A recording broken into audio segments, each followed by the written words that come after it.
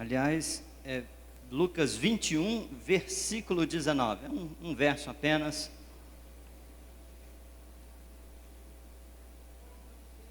Estamos juntos? O texto diz assim, bem simples: é perseverando que vocês obterão a vida. Se nós lermos 2 versículos antes, leiam comigo aí, diz assim, a partir do 17: todos odiarão vocês por causa do meu nome, contudo, nenhum fio de cabelo da cabeça de vocês se perderá. É perseverando que vocês obterão a vida. Amém? Vamos todos orarmos? Senhor, nós te louvamos pelo privilégio de estar aqui na tua casa. E agora nós pedimos a tua intervenção, Senhor. Fala conosco de maneira especial, nos ensina neste domingo, neste primeiro dia da semana. Fala conosco, muda a nossa semana, marca a nossa vida, Senhor, pelo poder da tua palavra. Nós precisamos conhecer mais de ti, nós precisamos estar mais próximos de ti. Nós precisamos do Senhor. Então, Espírito Santo de Deus, vem sobre nós e fala de maneira especial com cada um que adentrou neste santuário, nesta casa de oração, a casa que o Senhor diz que os teus olhos estão fitos, os teus olhos estão atentos, os teus ouvidos estão atentos à oração que se fizer neste lugar. Vem sobre nós, Senhor. Uma vez mais nós pedimos e agradecemos. Amém. Interessante que, pode assentar? Se nós observarmos esse texto, é perseverando que nós conquistaremos a vida. Tem algumas versões, isso muda um pouco sim, o texto, a forma, mas de forma geral, o texto é muito claro quando diz assim, olha que se nós formos constantes, se nós formos firmes ao longo do tempo, ao longo da nossa vida, então de fato nós possuiremos aquilo que Deus tem para nós. De fato, então, nós possuiremos a vida de Deus, o bem de Deus, a promessa de Deus, aquilo que Deus tem para nós. Isso virá sobre nós se, ao longo de toda a nossa vida, nós formos constantes, fiéis. E aí é um negócio difícil, porque é difícil não errar, né? É natural, e a Bíblia diz, e se nós olharmos lá em Deuteronômio 28, fica claro que quando nós seguimos ao Senhor, quando nós acertamos tudo, quando a gente faz tudo do jeito que tem que ser, então vem um monte de bênção. A Bíblia chega a dizer, na verdade, que a bênção vai nos perseguir, né? Se nós fizermos tudo certo, se nós seguirmos ao Senhor, se nós abraçarmos, se nós caminharmos uma vida de integridade, a Bíblia chega a dizer então assim que, ainda que a gente não queira, o fato é que a bênção vai te perseguir, ela vai te alcançar. Você vai ser bendito onde você entrar, onde você sair, a sua casa, os seus filhos, onde você colocar a mão, não tem jeito, você vai ser abençoado. Se você perseverar, se você seguir, fazendo aquilo que Deus tem para você. Por outro lado, a Bíblia também diz que o que faz separação entre nós e o nosso Deus, o que nos distancia das bênçãos de Deus, o que na verdade atrai problemas, atrai maldições, é justamente não seguir ao Senhor. É quando nós erramos, é quando nós fraquejamos na caminhada. E a Bíblia já diz também que aquele, aí já é João falando, aquele que é nascido de Deus, ele não vive na prática do pecado. Ele pode até pecar, ele pode até errar. O mesmo João vai dizer, filhinhos, não pequeis, mas se vocês pecarem, tem um advogado junto ao Pai, justo juiz, Jesus Cristo. Ele está lá como um advogado meu e seu, se nós eventualmente falharmos. Então, como é que nós conseguiríamos, se tivesse um jeito assim fácil, né? Na verdade não é simples, mas não é fácil. Mas se nós conseguíssemos uma fórmula de não errar nunca mais, já pensou como seria interessante? Simplesmente a gente conseguir fazer o que deve fazer o tempo todo. Imagina se fosse possível isso. Por exemplo, se fosse possível, se eu conseguisse fazer o que eu tenho que fazer certinho, todo dia eu ia acordar 6 horas da manhã animado, já ia fazer 1 hora de exercício, de caminhada, de corrida, alguma coisa, depois mais 1 hora de oração e leitura bíblica. Quando desse 8 horas eu ia trabalhar de 8 até, né? O dia todo ali, tranquilo, feliz, alegre, fazendo tudo o que tem que ser feito. Ao final do dia, quando acabasse o expediente, eu voltaria para casa e teria uma noite toda de descanso com a minha esposa. Quem sabe levaria flores, né? Presente, sair, fazer alguma coisa. Imagina que eu conseguisse fazer isso, nós conseguíssemos assim ser perfeitos todos os dias. Como seria interessante, né? Mas no geral não é assim, né? Um dia a gente acorda animado, outro dia a gente nem acorda, né? Já passa as horas, quando vê, já sai correndo da cama, tropicando nas coisas. Lá no Goiás é tropicando, aqui é mais diferente. Mas a gente tropeça na vida, a gente erra.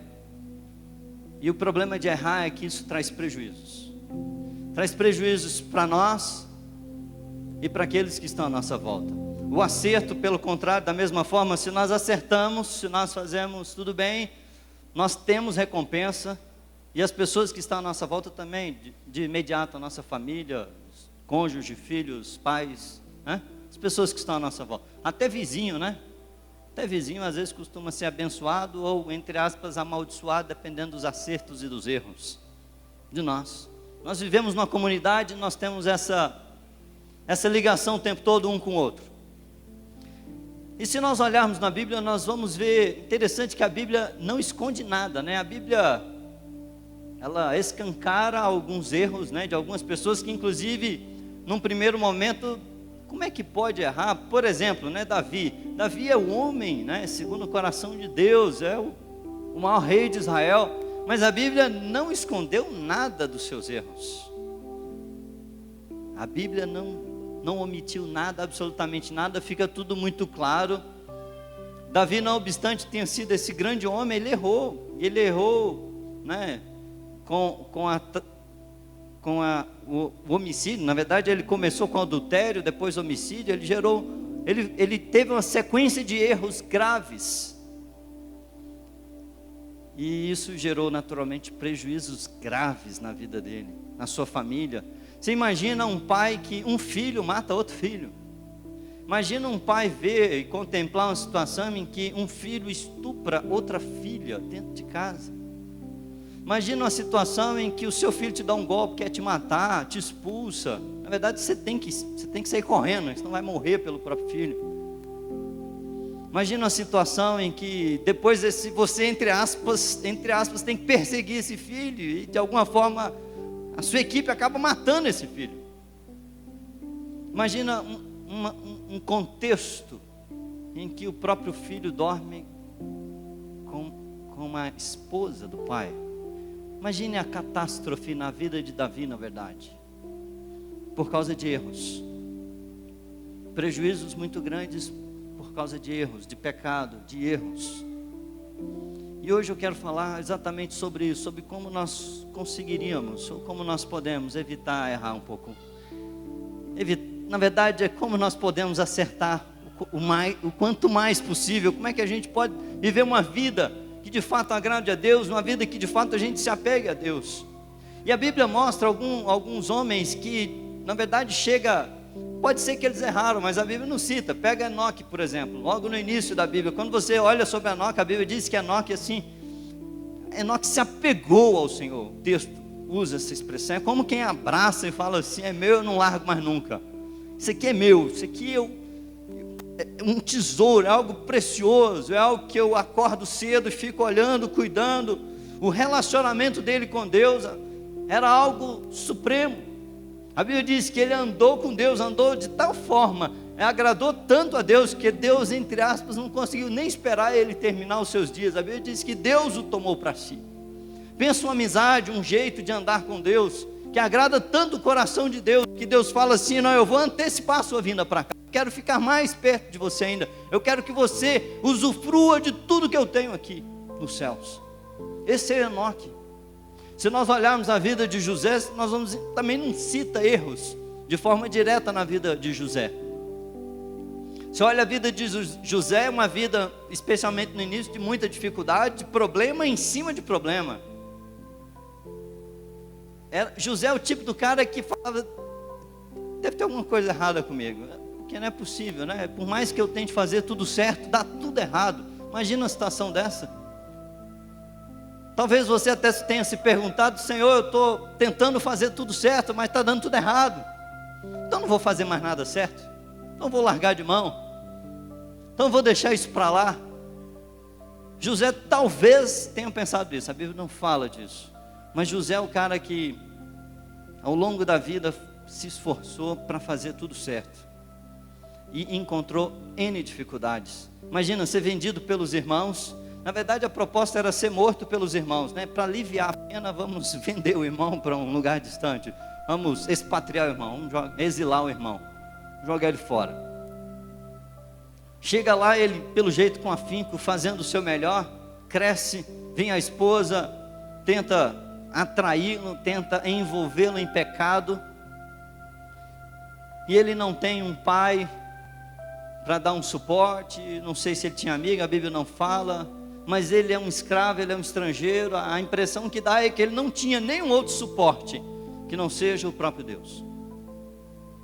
Mas ele se firma em Deus, ele sai dali e vai para a cadeia. E na cadeia ele enxerga uma certa oportunidade de sair, né? Quando ele revela os sonhos de um dos dois dos servos lá, o copeiro e o padeiro. O copeiro sai e ele dá o recado, ó, lembra lá, fala com o faraó, vê se acontece alguma coisa aqui comigo, eu estou aqui injustamente. Mas ele nem lembra mais uma vez injustiçado, mais uma vez esquecido, mais uma vez preterido, mais uma vez pessoas agem com extrema ingratidão com ele, mas ele fica firme, ele não se abala, ele permanece firme, e depois se torna o grande governador de Israel, do Egito, a maior potência da época, a maior nação da época. Ele se torna o grande governador. Isso muda toda a história. Por outro lado, a Bíblia cita também pessoas que começaram muito bem, mas terminaram mal. Olha que tristeza. Obrigado. Olha que tristeza é você ter uma vida em que você começa bem, você vai bem, você caminha muito bem, na verdade, mas ao final você perde tudo. Vamos pensar isso em termos financeiros, para você ter uma ideia. Imagina que ao longo da sua vida você vai crescendo. Você começa a ter uma casa boa, um carro bom, um conforto. Você se acostuma com um conjunto de coisas muito boas.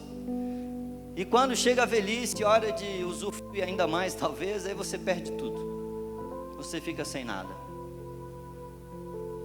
A Bíblia cita alguns casos, por exemplo, o rei Uzias. Antes disso, Uzias foi um rei que aos 16 anos assumiu o rei de Israel, como rei de Israel. E Uzias, a Bíblia diz que ele se apegou a Deus, e a Bíblia diz que enquanto ele se apegou a Deus, Deus o prosperou. Uzias foi um rei dos maiores reis de Israel, principalmente no que tange a questões de guerra, né? Ele juntou um exército de mais de 300 mil guerreiros, equipados com espadas, lanças, escudos. Ele equipou o exército como uma das maiores potências da época. A Bíblia, o único trecho da Bíblia fala em que alguém, na verdade teve um outro rei, mas esse em especial é o que mais fala, que ele construiu máquinas que hoje a gente vê em filme, coisas assim até inovadoras para hoje, do tipo máquinas que atiram flechas. Geralmente é o arqueiro, que está ali atirando uma, mas ele conseguiu inventar e construiu máquinas que atiravam múltiplas flechas.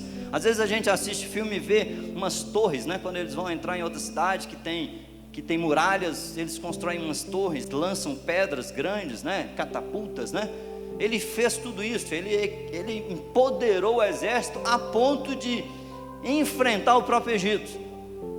E a Bíblia diz que ele foi fiel ao Senhor e ele se engrandeceu, ele aumentou o seu reino, ele se tornou poderoso, ele conquistou novas cidades, ele estava numa situação excelente, mas por causa disso o seu coração ficou orgulhoso.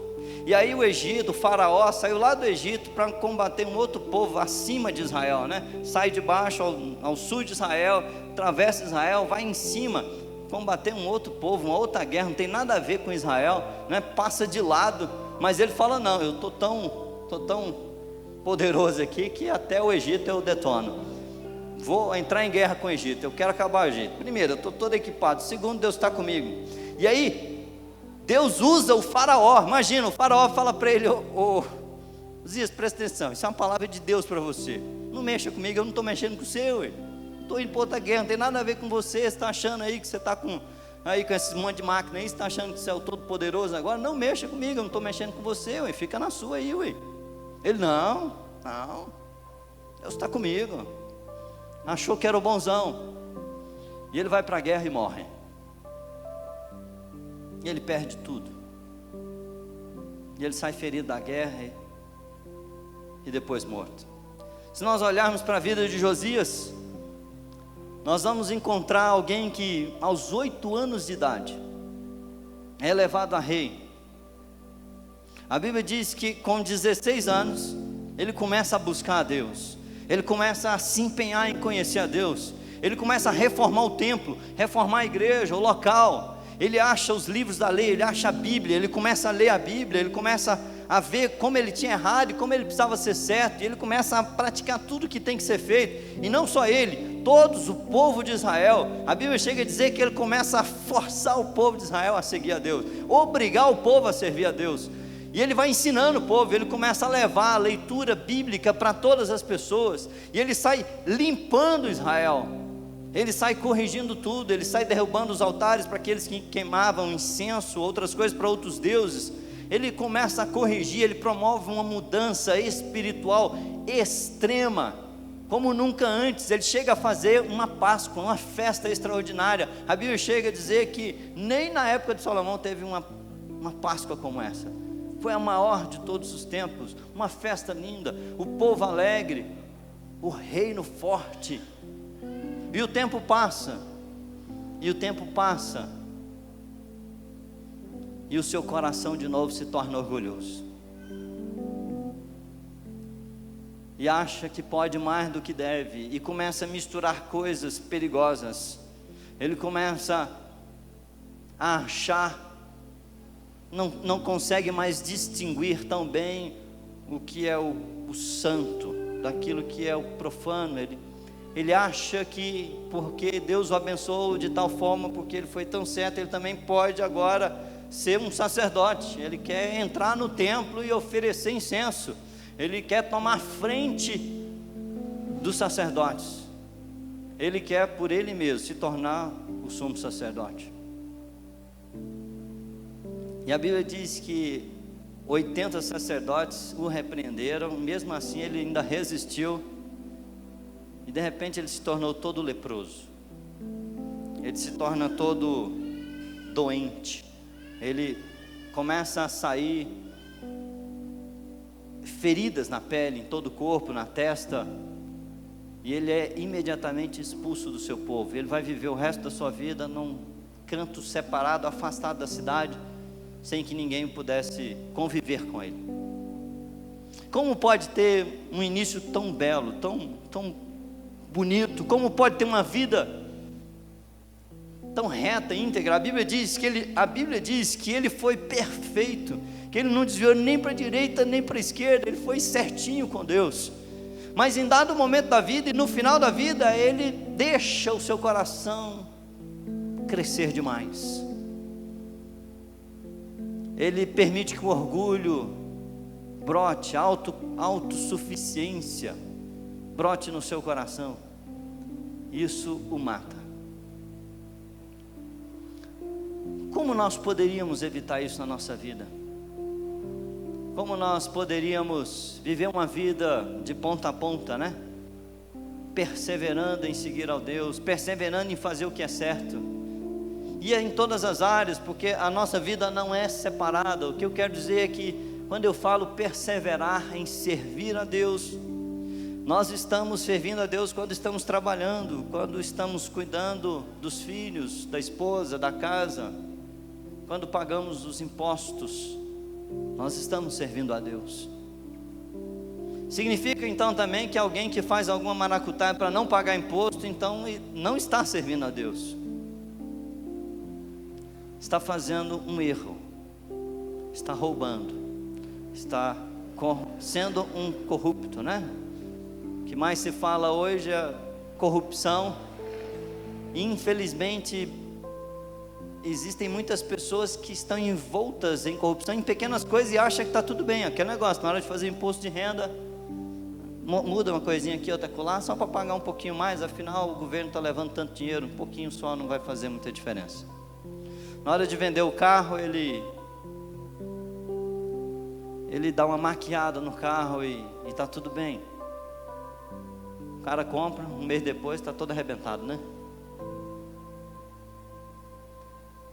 Ele, no trabalho, ele deveria estar trabalhando, ele está assistindo o jogo. No horário de trabalho, ele está fazendo outras coisas que não é o trabalho, ele está roubando a empresa está pagando ele para trabalhar. Tem gente que simplesmente não dá vontade, tem que trabalhar, mas ele simplesmente fala: hoje eu não vou trabalhar, quero não, e fica em casa, por exemplo. Eu já vi um colega meu que empregou irmãos em Cristo, e essa pessoa que trabalhava com ele, cristão, chegou para ele e falou: eu preciso tirar folga sexta-feira, porque eu preciso ir para um congresso. Ele: olha, tudo bem, se arrumar alguém para ficar no seu lugar, ok, a gente ajeita, né? Aí ele tentou e ninguém pôde. E aí o chefe falou: olha, então você não pode ir. Ele falou: não, eu vou ver. E no dia ele não apareceu.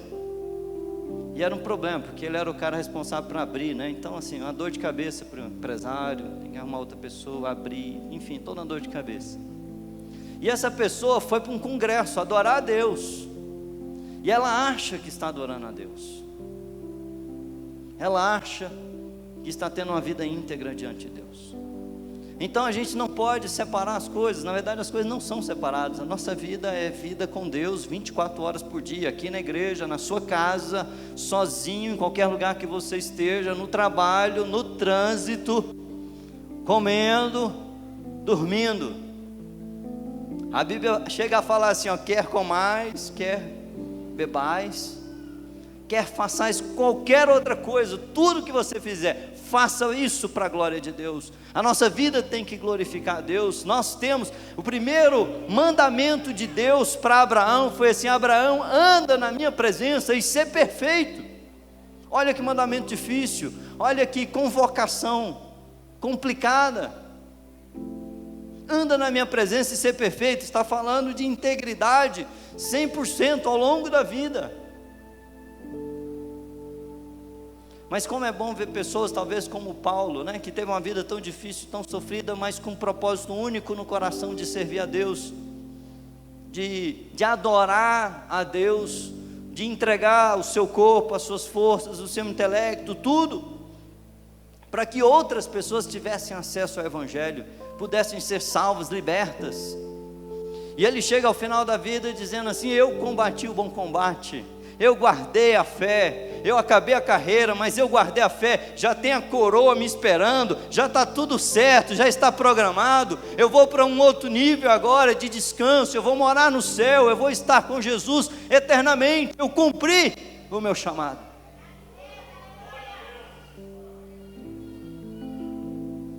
Como é bom ver pessoas do nosso dia a dia, da nossa volta, como eu já vi vários que no fim dos seus dias reúne a família e vê a família toda servindo a Deus, e se despede da sua família sabendo que cumpriu o seu trabalho de pai, de mãe, ensinou os seus filhos a serem homens dignos, íntegros, honestos e que servem a Deus. Como seria bom se Salmo 128 se cumprisse na nossa vida, quando fala assim: olha, a sua vida vai ser cheia de alegria, em outras palavras, né? Você e a sua esposa vão gozar de alegria, os seus filhos vão ser uma alegria para você. Quando você olhar para os seus filhos, vai ser alegria. E às vezes a gente vê pessoas que olham para os filhos e vê tristeza e vê uma dor no coração, porque de alguma forma erraram. Como nós podemos viver uma vida em que a gente acerte a maior parte do tempo, se não todo o tempo? Como seria interessante se nós vivêssemos uma vida em que a gente de fato, como Enoque, andasse com Deus todo o tempo, ou tal qual Daniel. A Bíblia chega a falar que Daniel, assim, ele decidiu, a Bíblia usa o termo firmemente, não se contaminar. Daniel decidiu firmemente não errar, não pecar, viver uma vida íntegra e fazer o que tiver que fazer, cortar na carne. Mas ele colheu isso, ele colheu a bênção dessa decisão. Daniel é o cara que foi assessor, né, dos maiores imperadores do seu tempo, literalmente. Em alguns casos o primeiro, né, uma espécie de primeiro-ministro, pelo menos em um dos casos, outros casos como conselheiro do mais alto escalão, dos lugares mais poderosos da terra. Por 4 imperadores diferentes ele se manteve na corte, porque a Bíblia chega a dizer que nele havia um espírito excelente. As pessoas olhavam para ele e falam: tem alguma coisa diferente com esse jovem, Daniel é diferente. A gente tem que ficar perto de pessoas assim, pessoas desse jeito a gente tem que ter perto.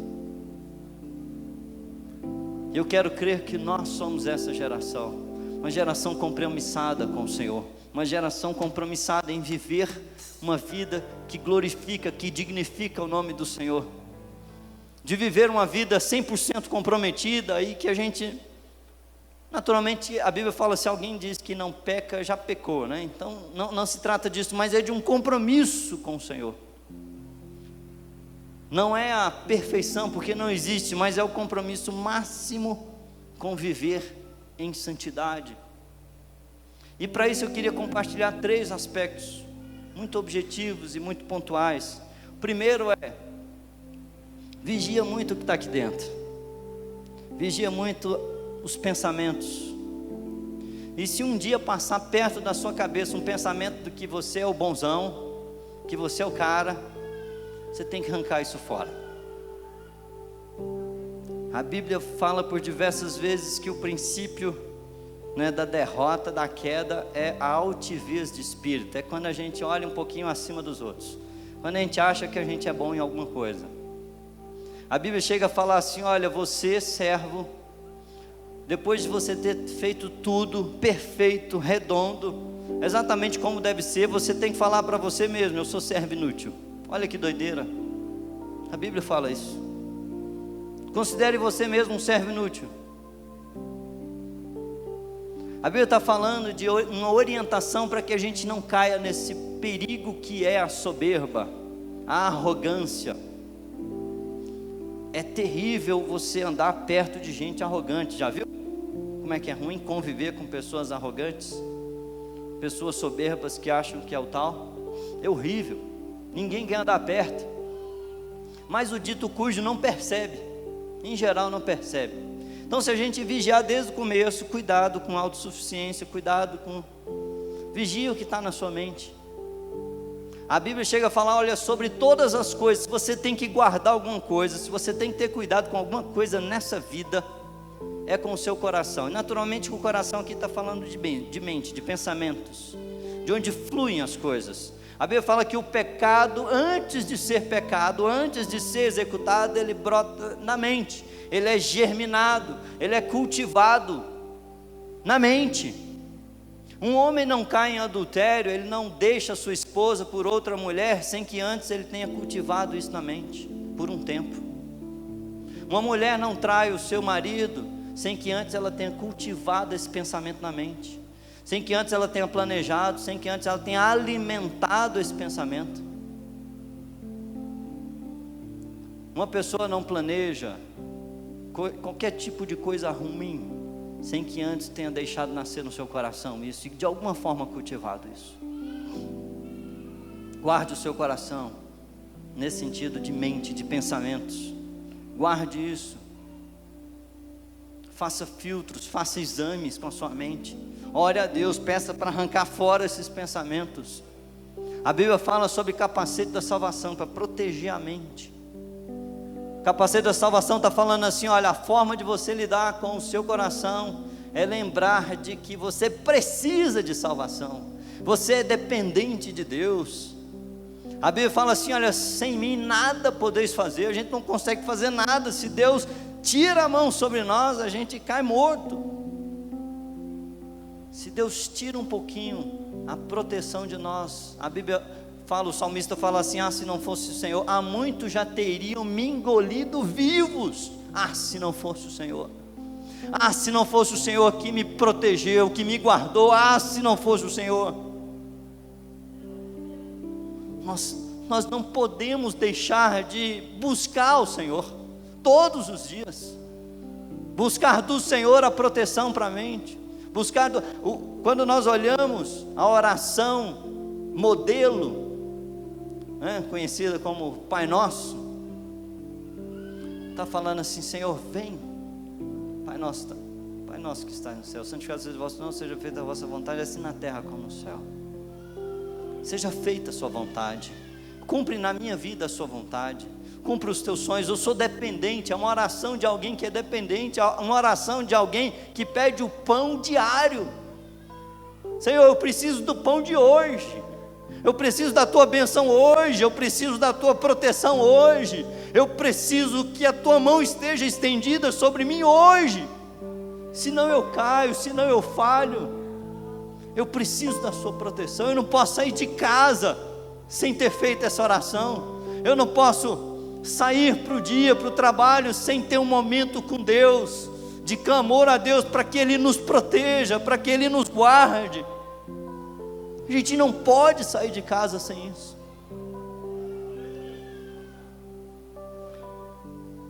Segundo aspecto que você temos que ter cuidado. Talvez, eu não sei se tem uma palavra mais adequada, mas o que me veio à mente é assim: nós temos que ser radicais com o pecado. Radical quer dizer que não tem meio termo com o pecado, não tem negociação com o pecado. Com o pecado a gente não tolera, o pecado a gente não brinca com o pecado. Se nós olharmos a vida de algumas pessoas, pega Sansão por exemplo. Sansão é um cara que brincava com o pecado. Pensa alguém especial, pensa alguém que foi profetizado, a mãe era estéril, falando: não, mas Deus vai dar um filho, milagre, o menino já começa sendo um milagre, e fala: olha, ele só tem que fazer 3 coisas nessa vida, 3 cuidados, 3 coisas que ele não pode fazer na verdade. Ele não pode cortar o cabelo, ele não pode beber nenhum tipo de bebida fermentada, nem vinho, nenhuma bebida fermentada. E ele não pode comer nada impuro. 3 coisas: ele não pode cortar o cabelo, ele não pode beber bebida fermentada, e ele não pode comer nada impuro. E existe um conjunto de regras sobre impureza. Só isso. E ele vai ser grande, ele vai ser extraordinário. E Sansão é o cara que brinca com o pecado, porque quando fala que ele não podia beber o vinho, ok, ele não bebia o vinho, mas ele gostava de andar perto dos vinhais, ele gostava de sentir o cheiro da uva, ele gostava de estar perto do perigo. Quando fala que ele não podia comer nada impuro, ele não comia. Mas o impuro aí tem vários aspectos. Ele não podia tocar em nada impuro, isso era a lei de Israel. Um cadáver, um morto, alguma coisa não podia tocar. Mas ele vê um cadáver de um leão e vê dentro mel, e ele vai lá e tira o mel e come. Então na cabeça dele assim: eu não posso tocar no cadáver, mas tem um mel dentro, eu posso pegar o mel que está dentro. Ele brinca muito com o pecado, ele chega muito próximo de um limite, ele cultiva pecado, ele fica muito próximo de pecado. É mais ou menos hoje, se a gente fosse traduzir, mais ou menos aquele negócio assim: é o homem que lá no trabalho tem uma mulher bonita, atraente, e aí ele fala assim: eu sou casado, eu não posso, mas fica de olho, fica olhando, e não para de olhar. Não, eu não faço nada, mas olhar não é pecado, né? Então eu posso ficar olhando, posso ficar conversando, posso desenvolver uma amizade, posso até sair para almoçar. Não pode é pecar, não pode é ir para a cama, mas eu posso desenvolver uma amizade, eu posso conversar, eu posso sair para almoçar. E começa assim o erro, começa assim o caminho de morte. É o homem, a mulher que eu não posso pecar, mas eu posso olhar uma revista pornográfica, eu posso conversar com outra pessoa. É o homem casado, a mulher casada que conversa com outra pessoa de um outro sexo e começa a desenvolver uma certa amizade e fala: não, amizade, o que tem? Qual é o problema? Amizade, conversando normal. Não tem problema nisso, não é pecado conversar. É pecado conversar? Não, não é pecado conversar. Então está tudo bem. Mas brinca com o pecado. anda muito perto do pecado. E todo mundo que anda muito perto do pecado, cai no pecado. Querido, você não pode ficar muito tempo andando, se equilibrando, né? Fica ali, ó, se equilibrando. A princípio está tudo bem, mas se vier um vento muito forte, você cai. Se alguém dá um empurrãozinho, você cai. Querido, existe hostes, forças demoníacas doidas para te empurrar. Existe um reino espiritual do mal soprando forte sobre você para te derrubar. A Bíblia chega a dizer que ele está rugindo como um leão para te destruir. Que ele está doido para te destruir. Mas a Bíblia também diz que à nossa volta tem anjos do Senhor nos guardando, nos livrando, nos protegendo. Eu e você somos protegidos do Senhor, mas nós não podemos ficar muito na berlinda, a gente não pode ficar andando próximo do pecado. A gente não pode ficar, a Bíblia fala assim, olha, eu uso o termo não cochear entre dois pensamentos. Não fica pensando, não fica balançado uma coisa e outra. Tem que ser radical com o pecado. Tem que afastar do pecado, tem que correr do pecado. A Bíblia chega a falar assim, olha, fugir. A Bíblia nem fala para fugir do pecado, a Bíblia fala assim, fugir de toda a aparência do mal. Imagina o que é isso. Você vê um negócio, você acha que pode ser problema, então você foge. Não quer nem saber se é problema. Não espera ver. Tem gente que vai lá ver se é problema. Vai lá, olha, analisa, fica muito perto do problema. Não, não é problema não, olha aqui, ó, a cobra está aqui, mas está quietinha. E nem toda cobra é venenosa, então por quê? Não precisa, tadinha. Ele fica perto da cobra. Querido, eu e você, nós temos que andar a passos longes do pecado. Por fim, para nós encerrarmos, já estamos encerrando, nós precisamos construir muros de proteção contra o pecado. Nós precisamos criar mecanismos de proteção contra o pecado. Nós não só devemos, ficar próximo de pecado, mas além de ficar distante de pecado, a gente precisa construir muros que nos separam de problemas. A Bíblia, quando fala do povo de Israel, fala assim, olha, vocês, meus queridos, sabe o que eu quero fazer com vocês? Eu quero fazer vocês como um jardim regado, um jardim cercado e cuidado por Deus. É para ter proteção. O próprio Deus cria proteções. Nós estamos aqui na igreja, o fato de estarmos aqui num domingo à noite é uma proteção. É uma proteção para a sua vida. Quando você escuta a palavra de Deus hoje, como você está fazendo agora, isso é muro, isso é proteção para a sua vida, para a sua alma. Quando você vai para casa, ou para o trabalho, enquanto você está andando, se você escolhe escutar uma música que edifica, uma música evangélica que te abençoa, às vezes uma pregação, isso é muro para a sua vida. Tem gente que escolhe escutar músicas do mundo e acha que está tudo bem. E na verdade ele não só está construindo muros, como ele está criando brechas nos muros, criando brechas para o ataque de Satanás. Sabe, eu e você, nós temos que construir muros de proteção. E para aquele que é casado, o principal muro é o cônjuge, né?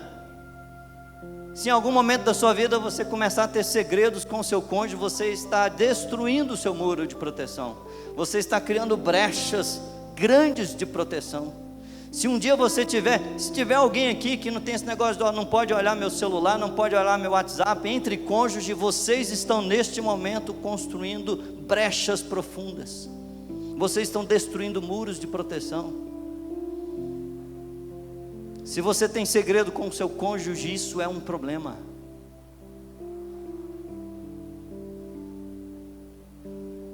Tem esposo e esposa que às vezes não sabe quanto um ganha o outro, não tem controle, é uma coisa à parte, o meu e o seu. Ótimo, então Se é o meu e o seu, são duas coisas. Então é divisão, duas coisas, duas separações. Cuidado com isso. Em relação aos filhos, a Bíblia fala assim: olha, cuidado com os filhos, não coloque os filhos à ira, não desperte, não provoque. Cuidado a forma com que você lida com seus filhos, para que você, na verdade, você tem que criar muros em volta deles, e não expulsá-los, e não deixá-los expostos ao pecado, não expostos ao mundo. Você tem que cuidar daquilo que Deus te deu. Você, homem em especial. Para o solteiro, um presente de santidade significa um futuro de bênçãos extremas. Um presente de santidade significa um futuro de prosperidade. Então cria muros de proteção, cria formas. Se o celular tem destruído a sua vida, joga fora esse trem, né? A Bíblia ela é muito mais drástica. Eu estou falando de celular, a Bíblia fala assim: ó, se a sua mão está fazendo pecar, arranca a mão. Entra no céu catoto, mas entra, não vai para o inferno com as duas mãos, não. A Bíblia fala assim: se o teu olho te faz pecar, arranca o olho. É melhor você entrar com o olho no céu do que ir com os dois olhos para o inferno e viver uma vida de desgraça. Tem pessoas que chegam ao final da vida, olha para trás e falam: ah, se eu pudesse ter mudado, ah, se eu pudesse ter feito mudanças, ah, se eu pudesse ter mudasse isso, aquilo que eu errei. Para que esperar? Nós temos que corrigir hoje, agora. Tem pessoas que têm hábitos destrutivos. Isso também é pecado. Não pecado no sentido assim, mas é porque isso gera problemas para você. E pecado é isso, é algo que não é bom para você. Fique de pé, nós já vamos encerrar. Tem gente que tem hábitos que levam a uma vida de destruição. Estou falando de forma geral. Pessoa que não consegue estudar, por exemplo, a pessoa que passa horas com celular, horas com internet, horas com novelas, horas com coisas inúteis, que não trazem nenhum tipo de resultado ou de benefício, e tem hábito de fazer isso. A pessoa não consegue tirar 10 minutos para ler a Bíblia, mas passa 1, 2 horas na TV assim com facilidade. Não consegue tirar 10 minutos, 20 minutos de oração, mas passa 1, 2 horas facinho no Facebook, só olhando nada, passando o dedo. Pessoas que têm hábitos destrutivos. Nós precisamos quebrar com esses hábitos. Nós precisamos decidir ter mudanças profundas no nosso comportamento diário. É um comportamento santo, é um comportamento de fazer o que é certo o tempo todo, é que efetivamente vai nos dar uma vida abençoada em Deus e abençoar aqueles que estão à nossa volta. Amém? Onde você está? Vou fazer uma única pergunta, você não precisa se constranger, uma única pergunta. Minha pergunta é, preste atenção. Se tem alguém aqui que precisa mudar comportamento, se tem alguém aqui, a minha pergunta é: quem são as pessoas que, olhando para trás, olhando hoje, fazendo uma análise da sua vida hoje, tem comportamentos que não são adequados? Nem todo comportamento significa necessariamente o pecado no sentido que a gente fala aqui da igreja, né? Ou seja, não é só o adultério que é o pecado, não. E não é só esse tipo de comportamento, a pornografia que vai te gerar problemas. Não, existem vários. Estão falando daquilo que você sabe que não deveria estar fazendo. Porque todos nós sabemos o que a gente precisa fazer. E a gente sabe também o que a gente anda fazendo que não deveria fazer. A gente sabe as horas que a gente joga fora do dia que Deus nos deu. A gente sabe o dinheiro que a gente joga fora daquilo que Deus nos deu. A gente sabe. Então minha pergunta é: quem são as pessoas que percebem que precisam de mudança? Mudança de comportamento em alguma área da vida ou em qualquer área da vida. Onde você está? Eu só quero que você faça um sinal com a sua mão. Levante a sua mão e eu quero orar por você. Deus abençoe, Deus abençoe. Mais alguém que quer? Onde você está? Só faça um sinal com a sua mão. Glória a Deus, olha aí que bênção. Várias pessoas, Deus abençoe. Deus abençoe, Deus vai mudar comportamentos. Eu creio nisso. A gente tem que romper com comportamentos destrutivos e criar comportamentos que glorificam o nome do Senhor. Se não for pedir muito, eu quero te convidar a vir aqui à frente, nós vamos orar. Vem aqui à frente, eu quero orar por você. Coloque diante de Deus esse comportamento que você quer mudar, essa postura que você quer mudar, essa forma de agir que você quer mudar. Coloque diante de Deus o como você quer agir. A partir de amanhã, quem sabe a partir de hoje, assim que acabar o culto, quem sabe tem coisas que você pode fazer a partir de agora. Assim que acabar o culto, você pode fazer alguma coisa. Você já pode mudar comportamentos. Isso vai glorificar o nome de Deus. Isso vai ser bênção para a sua vida. Isso vai destruir com Satanás. Nós estamos tirando munição de Satanás. Estamos gerando muros, proteção e gerando bênçãos para a nossa vida. Glória a Deus, aleluia. Glória a Deus. Glória a Deus. Quero orar por você. Todos na igreja que está aí, estenda as suas mãos. Quem está aqui à frente, estenda as suas mãos à frente, como quem vai receber. Eu quero ser ministro de Deus para abençoar a sua vida em nome de Jesus. Senhor Deus, eu te peço. Foi o Senhor quem falou com o teu povo. A palavra vem do Senhor. Então agora faz cumprir na vida de cada um, de uma maneira poderosa, de uma maneira única e sobrenatural. Vem arrancar aquilo que o diabo tem plantado. Vem arrancar da mente, do coração, comportamentos destrutivos. Vem arrancar da mente, do coração, pensamentos de pecado. Vem arrancar da mente, do coração, Senhor, tudo aquilo que o demônio, o diabo tem plantado na vida dos teus filhos. Ou mesmo nós mesmos, pela nossa comodidade, pela nossa preguiça, hábitos que nós mesmos construímos e que nos distanciam do Senhor. Senhor, em nome de Jesus, entra na vida de cada um. Em nome de Jesus, vem prover mudança, Senhor, na mente e no coração. Vem, Senhor, arrancar estes comportamentos e venha plantar a tua semente, Espírito Santo de Deus.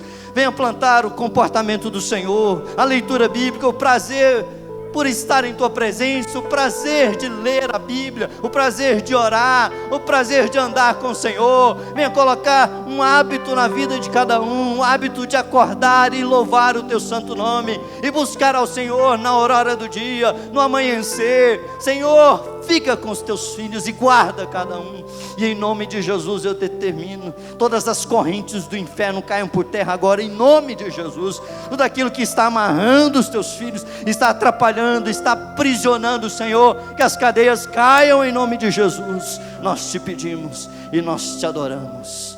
Amém. Amém. Glória a Deus, aleluia. Ministério do Louvor.